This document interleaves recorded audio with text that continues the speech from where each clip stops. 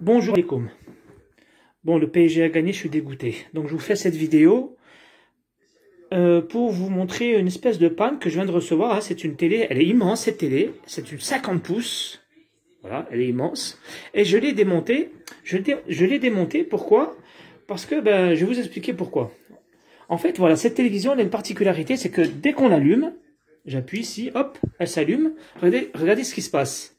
Le voyant, il est en stand-by, hein, comme une télé qui fonctionne normalement. Et par contre, dès qu'on allume la télé, dès qu'on appuie sur la télécommande, regardez, il faut voir vite, hein, c'est très rapide. Le voyant vert s'allume, mais regardez les diodes. Hop, vous avez vu? Ça fait comme une espèce de flash. Je peux éteindre la lumière pour qu'on voit plus... C'est pareil, hein, si j'éteins la lumière, ça va faire la même chose. Regardez. J'allume, je l'ai rééteint, d'abord je la réinitialise. Donc j'allume la télé, j'appuie sur Power, regardez. Vous avez vu? Voilà. C'est ça c'est la panne.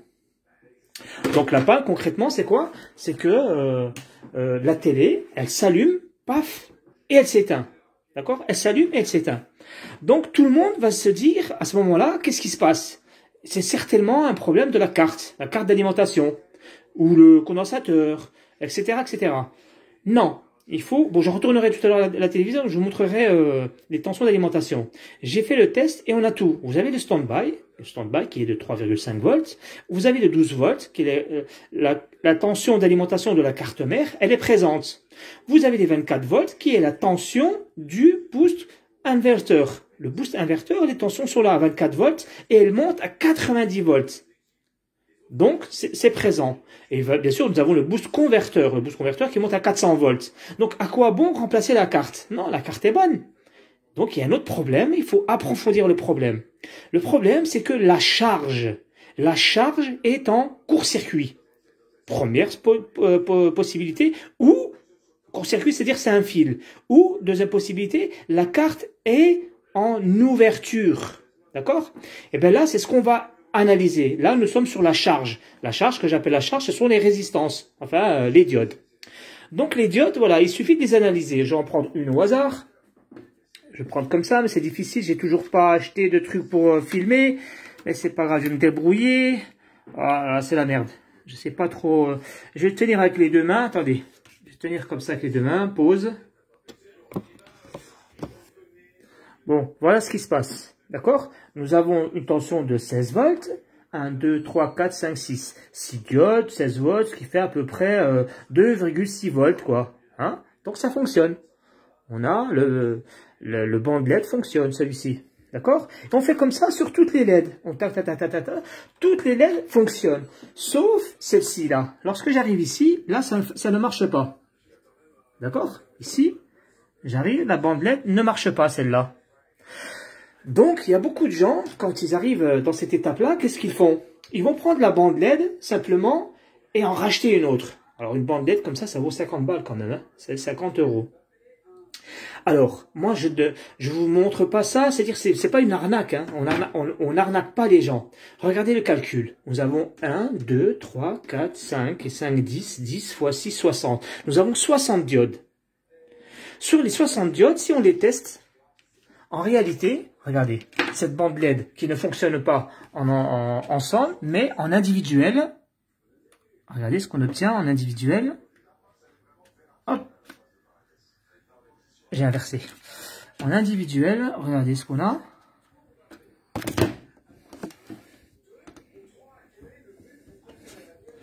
Vous voyez, ça fonctionne.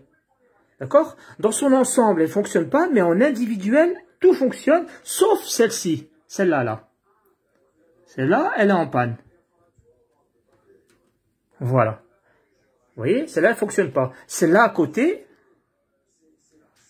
hein, comme ça, hop, je mets le trou dans le truc, voilà, comme ça. Vous voyez, là, ça fonctionne. Et ça fonctionne à 3 volts. D'accord? Pourquoi tout à l'heure on n'a pas eu 18? Bon, c'est pas grave. Donc, vous avez bien vu, toutes les LED fonctionnent, sauf une seule. Eh bien, alors mon conseil que je vais vous donner, c'est que je vais faire là maintenant, je vais mettre sur pause. Cette diode, je vais simplement la court-circuiter. D'accord? cette diode qui ne fonctionne pas. Toutes les diodes fonctionnent. Je n'ai pas pu vous le montrer là, mais faites-moi confiance, c'est vrai. Celle-là fonctionne. Celle-là ne fonctionne pas. Celle-là fonctionne. Donc, la chose, ce serait d'enlever la bande là, la déconnecter et d'en changer une autre et en remettre une toute neuve. Mais c'est de la perte. Moi, j'appelle ça du gaspillage. Ça ne sert à rien. D'accord? Donc, on va faire un test. On va court-circuiter la diode. Dans un premier temps. Si ça ne marche pas, on remplacera la diode. La diode, pas besoin de remplacer d'ailleurs même toute la bande. On remplacera la diode. Donc, je vais mettre sur pause et je vais faire un court-circuit entre le point d'entrée et le point de sortie. Voilà, reprise de la vidéo. Donc, je vous disais tout à l'heure que j'allais faire un court-circuit sur la diode qui pose problème.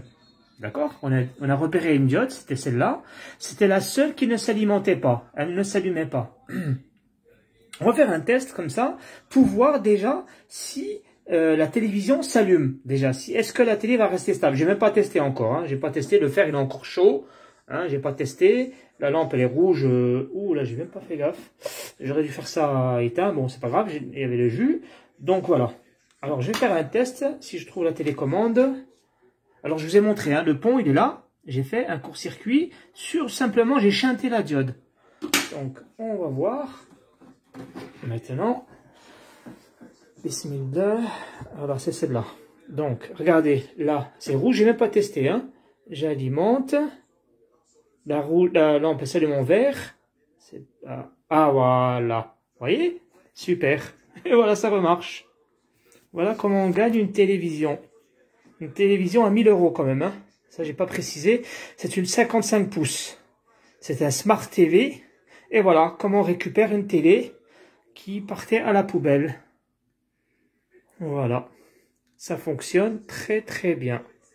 Enfin, oui, ça fonctionne pour l'instant. Maintenant, il faut la laisser une petite heure. Mais je pense, je me fais confiance. C'est pas la première fois. Voilà. D'accord? Voilà, c'est fonctionnel. Alors certaines mauvaises langues vous diront non, il faut pas faire ça puisque tu vas faire une chute de tension. Je vais vous expliquer. Tout à l'heure, on a fait compter des lampes. On a 1, 2, 3, 4, 5. 5 lampes fois 2, ça fait 10. 10 fois 6, ça fait 60. On a 60 LED ici. 60 LED. Moi, j'ai mesuré la tension tout à l'heure à vide. Je vais vous la montrer. Je vais retourner la télé et on va mesurer. Il y a 91 volts. Et en fait, c'est quoi le buck converteur? Le buck converteur, lui, il se casse pas la tête. C'est en fonction de ce qu'il va voir dans la charge qu'il va stabiliser sa tension. Effectivement, 91 volts pour 60 ampoules, c'était calculé pour. On va me dire, oui, mais là, tu as enlevé une ampoule. Donc, il va, imaginez, vous travaillez à 100%. Alors, qu'est-ce que c'est une ampoule sur 60? C'est 1/60e. Sur 100%, vous enlevez donc 1/60e de 100%, ce qui fait à peu près 1,6. Ça fait, oui. Alors, 1/60e de 100%, c'est 1,6%. Imaginez, si vous n'êtes pas à 100%, mais vous n'êtes que à 98,8%. Eh bien, bien évidemment que la télé, elle est toujours fonctionnelle. Là où il y aurait une différence de potentiel qu'il y a à prendre en compte par rapport à la baisse de charge, c'est s'il y avait au moins 30%. Là, on est très loin de la baisse de tension des 30%. On n'est pas à 30%. On est, j'ai dit, 1,6%. Autrement dit, on a 60 LED. Il y en a une que j'ai shunté, ce qui fait qu'on fonctionne avec 59. 59 par rapport à 60, c'est quasiment rien. C'est rien. Hein. Moi, j'ai même fonctionné avec 1, 2, 3, 4. Maximum 4, hein, faut pas abuser. Je parle des grosses télés, hein, je parle pas des petites. Bien sûr, une petite télé où il y a 12 diodes, si vous en enlevez une ou deux, ça vous fait 1/6, donc ça ferait sur 100%, ça ferait 1/6 de 100%, ça ferait 15 ou 20% en moins. Bon, bien évidemment que la charge, ça crée une puissance moindre. Et donc ça va créer une panne, ça va engendrer une panne, c'est-à-dire faire une surcharge sur les autres diodes qui va engendrer une brûlure. Les diodes vont brûler. D'accord? Voilà, elles vont brûler, elles vont se détériorer, elles vont éclater. Maintenant, ça, il faut que vous sachiez une chose. Il faut se poser la question. Qu'est-ce qui provoque le cramage, comment on dit ça en français, la brûlure d'une diode? Pourquoi une diode brûle, en fait? Qu'est-ce qui fait qu'une diode brûle? Ben, en fait, c'est que vous achetez des télévisions, hein, vous regardez le mode d'emploi, mais vous le lisez pas. Vous le lisez pas vraiment. Très peu de gens savent utiliser une télévision. Une télévision, ça ne, c'est pas parce que j'ai la luminosité qui monte à 50 lumens que je dois monter à 50. Non. Le contraste à 60. Non. La netteté, etc., etc. Il y a immense, aujourd'hui, des nouvelles télé, il y a tellement de choses. On peut même changer la variabilité par rapport au sombre. Lorsqu'on passe d'une image sombre à une image claire, il y a les diodes qui se mettent en basse consommation. Je ne veux pas rentrer dans les détails techniques, mais sachez que, voilà, si vous voulez avoir une télévision qui dure plus de 5 ans, parce que l'obsolescence programmée, c'est ça. En fait, c'est l'obsolescence programmée. Aujourd'hui, ils la font en fonction de votre utilisation. Si vous avez une mauvaise utilisation de la télé, si à chaque fois que vous utilisez vos télévisions, vous mettez la luminosité à fond, les couleurs à fond, l'éclairage à fond, ça va engendrer de la chaleur. La chaleur, derrière, dans la carte, hein, quand tu retournes à la carte, si je vous montrerai, eh bien, cette carte-là, elle fait cramer une diode, puis 2, puis 3, puis 4, puis 5. C'est en fonction de votre utilisation de la télé, c'est-à-dire des paramètres. Donc, ce que je vous conseille, c'est en plus, c'est très mauvais pour les yeux. Hein, on se brûle les yeux. Ça ne sert à rien d'avoir. Déjà, vous avez les écrans, plasma, etc., les téléphones et tout qui brûlent les yeux. Donc, si vous pouvez diminuer la luminosité des télés, le contraste, etc., etc., vous allez conserver le plus longtemps possible votre télé.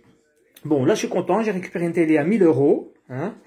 Je vais installer tout ça. Et on va observer ensemble, on va voir si le manque d'une diode, comme des mauvaises langues vous diront, oui, il manque une diode, donc ça va donner une image moindre. Non, non, non, non. Pourquoi? Parce qu'il y a la, bon, on le voit pas ici, bon, c'est pas grave, je vais l'installer. Il y a encore le faisceau d'éclairage qui va donner encore plus de luminosité. Pas besoin de mettre ici, certains vont dire, ouais, tu mets un peu d'aluminium. Je pourrais, c'est vrai, je pourrais mettre un peu d'aluminium pour... pourquoi pas? Je pourrais mettre un petit bout d'aluminium ici pour donner un peu d'éclairage.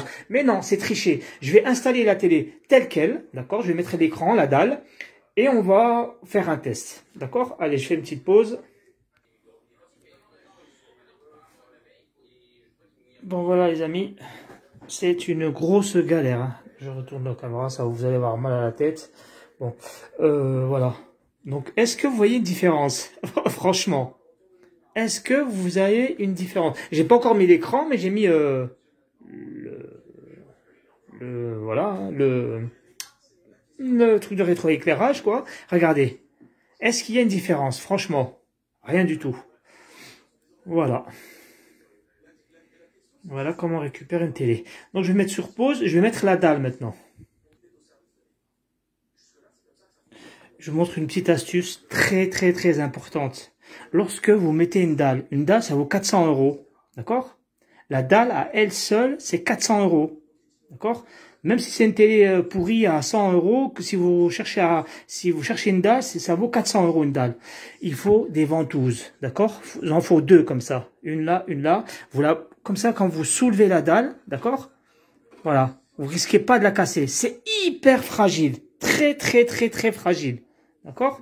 Voilà, vous prenez 2 ventouses, là j'ai la caméra dans les mains donc je peux pas prendre, une main à droite, une main à gauche, et vous soulevez la dalle et vous la mettez, d'accord? N'y allez pas avec les doigts, surtout pas avec les doigts. Allez.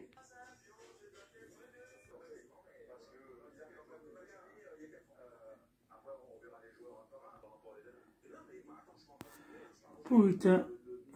Bon, enfin j'ai réussi à faire tout le bordel là, tout le montage. Très très difficile et j'ai fait une connerie, voilà, qu'on voit trop vite. C'est mal mis, bon je m'en fous, hein. Je m'en fous. Je vais voir ce que ça donne, donc au final. Alors la télé c'était comme ça quand on me l'a donnée, elle arrivait comme ça, et en fait elle s'éteignait quoi, ça faisait un flash, ça faisait tchic, tchic, tchic, enfin ça s'éteignait une fois, ça s'allumait une fois, ça s'éteignait, et ça se rallumait plus. Donc Bon, déjà là, ah, bouton voyant rouge. Voilà, il est allumé, ça c'est bon signe. Je fais play. Bismillah. Ça marche pas. Ça marche. Bien, nickel. Voilà, je suis content. Et ben voilà. Donc on va faire le volume. Super, le volume fonctionne. Voilà.